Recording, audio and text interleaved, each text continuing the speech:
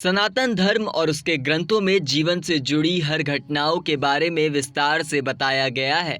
व्यक्ति के जन्म से लेकर मृत्यु तक कई संस्कार किए जाते हैं, जिसके नियम भी है, उसका पालन भी किया जाता है। किसी के घर में परिवार के किसी सदस्य की मृत्यु हो जाए तो उसका अंतिम संस्कार किया जाता है। उसका अंतिम संस्कार करने वाले व्यक्ति और परिवार के सदस्यों को कुछ नियमों का पालन करना होता है। मुखाग्नि देने वाले व्यक्ति को 10 नियम और परिवार के सदस्यों को 11 बातों का ध्यान रखना बेहद ज़रूरी है। परिवार के सभी सदस्यों को ब्रह्मचर्य का नियमों का सख्ती से पालन करना चाहिए। घर के प्रत्येक सदस्य को अलग अलग बेड पर सोना चाहिए। आपको बता दें, मांस, मदिरा या तामसिक वस्तुओं का सेवन बंद कर देना चाहिए। प्रेत के उद्देश्य से हर दिन परिवार के लोगों को नहाना चाहिए और जल से तर्पण दे देना चाहिए। बाल, दाढ़ी, नाखून नहीं काटने चाहिए। इस समय में बाल धोना, तेल लगाना, पैर दबाना आदि मना होता है। इस समय में स्नान या कपड़े धोने के लिए साबुन का उपयोग नहीं करते। प्रेत की तृप्ति के लिए पहले, तीसरे, 7वें और 10वें दिन परिवार के सभी सदस्य एक साथ भोजन करें।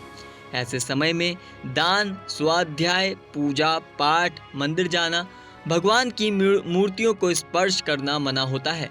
इस समय में न किसी को प्रणाम करते हैं और न ही किसी को आशीर्वाद देते हैं।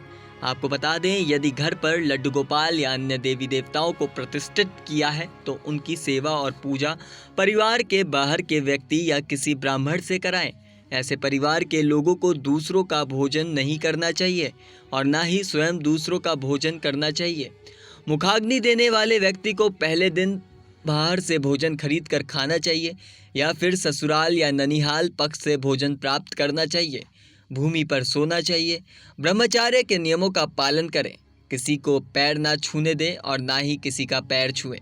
सूर्यास्त होने से पहले एक समय का भोजन स्वयं बनाकर करना चाहिए। आपको बिना नमक का भोजन करना चाहिए। रोज का खाना पत्तल या मिट्टी के बर्तन में करना चाहिए। पहले दिन या फिर शुरू के 3 दिन तक उपवास रखें, फलाहार करें। भोजन से पहले गाय को खाना दें। प्रेत के लिए भोजन घर से बाहर निकाल कर रख दें, उसके बाद ही भोजन कर पाएं। इस समय में आपको सभी प्रकार के भोग और विलास की वस्तुओं का त्याग देना चाहिए। दीन भाव से भी रहना चाहिए। फिलहाल इस जानकारी में इतना ही। आपकी क्या राय है, हमें कमेंट करके ज़रूर बताएं।